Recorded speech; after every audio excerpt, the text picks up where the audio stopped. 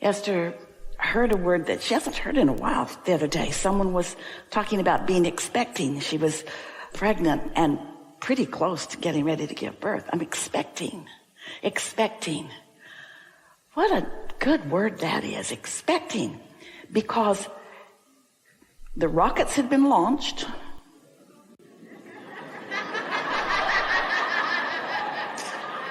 And while she could not yet see or hear or smell or taste or touch the evolution of this that she was expecting, she was expecting it.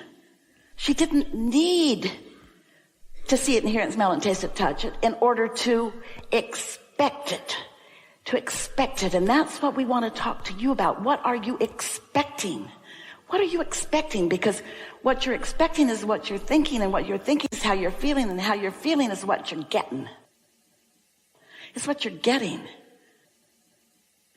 And so what we just told you is really all that you'll ever need to know, and actually all that we do know. Because you're here just exploring the infinite avenues of the way that plays out for you over and over and over again. Your life helps you to choose, and you get to choose, and what you choose is important. And the non-physical counterpart of you, which we've been calling your inner being, it's your Abraham, it's all of us, it's source energy, is advocating constantly for what you have asked for. But if you're an advocator by your attention to it, if you are an advocator, meaning attractor of the opposite of what you want, then no one, even your inner being, not source, no one can interfere with your point of attraction and give you something different than what you are asking for. Talk about free will. Talk about fair play. Talk about everybody getting what they want. If you could just get everybody else out of your equation, if you could not worry so much about what they're doing or what they're thinking about what you're doing, or even more important, what you're thinking about what they're doing, if you could cease that huge level of resistant emitting, you would stop slowing the momentum of what you've asked for, and the timing of your thoughts turning to things would be so fast. And people would watch you and say, how you doing that? Hey, you're weird. You're weird. I barely hear you speak of something, and it starts unfolding for you what's going on, and you say, well, once I launch it, I expect it. Once I launch it, I expect it. What do you mean? Well, I expect it. I ask for it, and when I ask, it is given to me. I read the book. When I ask, it is given. Well, how come when you ask, it's given, and when I ask, it isn't given? Well, maybe not yet, but I ask, and then I don't get in the way of it. I ask, and then I don't throw sand on the trail.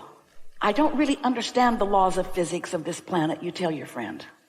But I do know that there is a momentum that if I don't get in the way of it, it increases and increases and increases and increases and increases until it becomes so powerful that whatever it is that I have focused comes into being. And they said, 10 minutes ago I told you we were weird, and now I'm certain that you are. And you say, I accept that. I accept that. I'm not like most people. I'm not like most people because I ask. I wasn't always like this, you can tell them. I was like most people. I wanted things, and when I didn't have them, I was upset. But that didn't work out for me. It seemed like the more I felt needy or victim or poor or confused or lonely, it just hung on and hung on and hung on.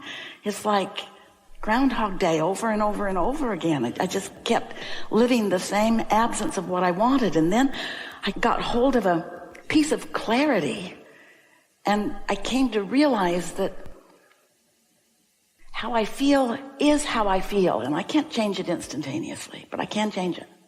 How I feel is how I feel. And I started noticing that how I feel is what I'm getting. I'm driving to work every day, And when I'm ornery, it's a miserable drive. Nobody's nice to me. Nobody lets me in. People splash mud on my car. The lights are not on and off, red and green in my favor. But when I'm feeling better, things just go better. And when you start connecting the dots that how you feel is how you feel, and that's okay. But how you feel is what you get when you connect those dots, and then you say, okay, I'll play your silly game, Abraham. I'll work on adjusting how I feel, but I don't really get it, because how do you look at something totally not wanted and feel good about it? We're not asking you to do that. We're just asking you to be a better selective sifter at what you give your attention to. Choose more of the things that do feel good. Well, that seems lazy. Well, focus isn't lazy. Focus is mastery. Focus is deliberate creation. But Abraham, it seems so selfish. You want me to just run around and just focus upon things that I like and that I want? I'm not asking you to do that. Life is a mixed bag. There's a lot of people you care about that aren't doing that, and you care about them, and so you're watching them mess up their own life, and you feel like you should be there for them. But connect the dots. How much does your commiserating with someone who's in a bad place, how much has that ever helped them? Think about it. You started out in a conversation and you meant, well, here I come to save the day. And then you drag yourself off later, realizing that you tried, but you got nowhere because it's not your work to do. It's your work to demonstrate through the clarity of your example that you're getting really good at connecting the dots and that you care about it. And people who are paying attention to you begin to notice that you're mostly in a pretty good mood. And if you're not, you don't come to the party. And if you come to the party in a good mood and then you aren't in a good mood, you leave the party. You selfish person. Self-interested. That's what we are asking. People say to us, Abraham, we think you teach selfishness. And we say we do, for sure. Because you can't see other than through the perspective of self. And when the self that is your human self hooks up with the self that is your non-physical source energy, inner being self, there is a synergy, isn't the right word, but it's the best one Esther can find because she doesn't have any scientific vocabulary.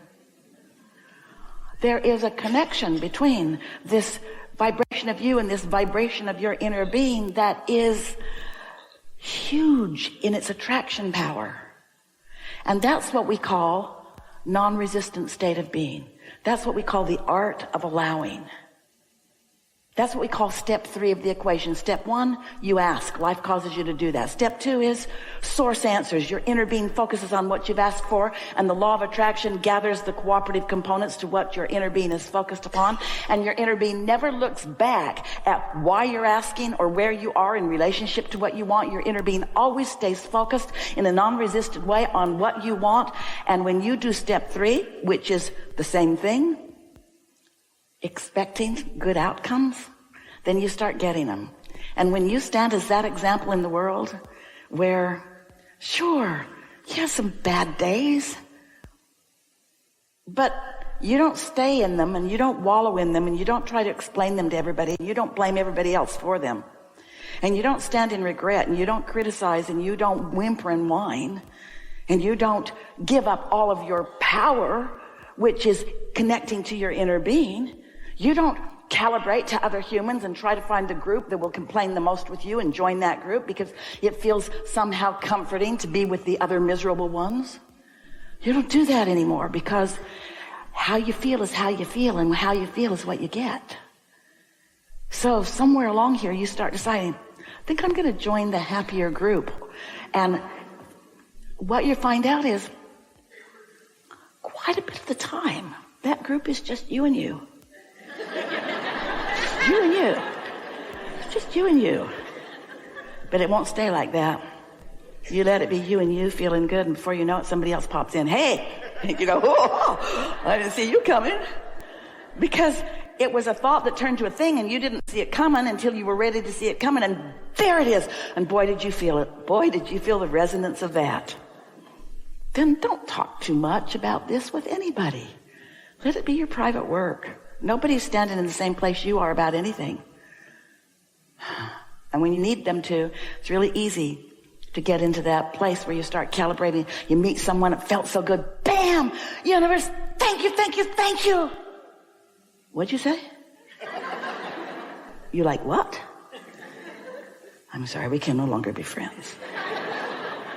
Even though there's so much about that person that's completely resonant with you, you want that person to be defiant of this absolute.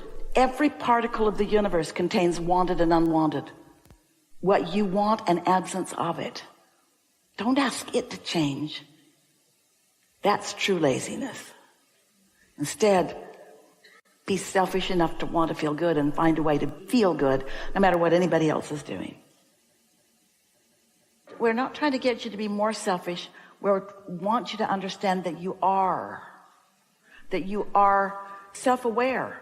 You only have the vantage point from your perspective. But when we say we want you to be self-aware and selfish, we mean we want you to blend yourselves, the physical you and the non-physical you. We've been talking about how every thought that you think, you still have access to. It's like you have a bag of marbles, and every thought you've ever thought is in it. It's a really big bag, and they're really little marbles. Everything. But not all of them are active. You're not feeling around all of them. But when you feel, that means you're active enough that you have a relationship between you and your inner being. In other words, if you feel something and you feel happy about it, that means that your bag of marbles right now, something's active in it that's also active in your inner being's bag. And so that's what you're reaching for. That's what selfish is. Me deliberately activating something that my inner being has activated. And when the law of attraction calls me to that, because I am now a cooperative component to this dominance of who I am, well, that feels so good, doesn't it?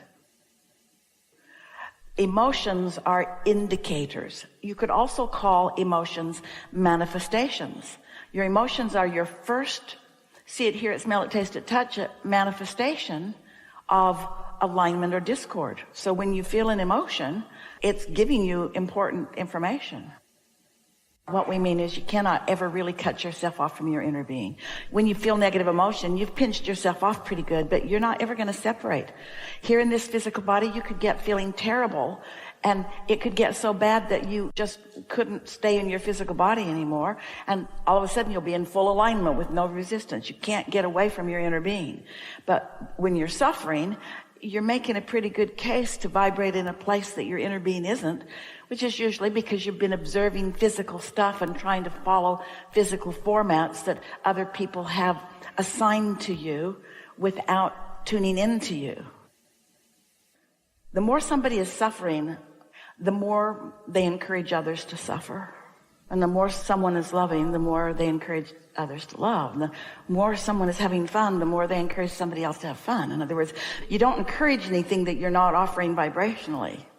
But all of that's neither here nor there. In other words, we don't mean for a minute that there's right and wrong going on there. We're wanting you to understand that you can be an observer of things, or you can be an awarenesser of things. You can feel things that you can't see, or you can just prudently and wisely and sufferingly and determinedly, you can just look at what is and look at what is and look at what is and look at what is and notice it and talk about it and compare it and complain about it and make rules about it. You can just keep looking at what is, and in the process of that, you deny yourself all this motion, all this enthusiasm, all this energy that is calling you.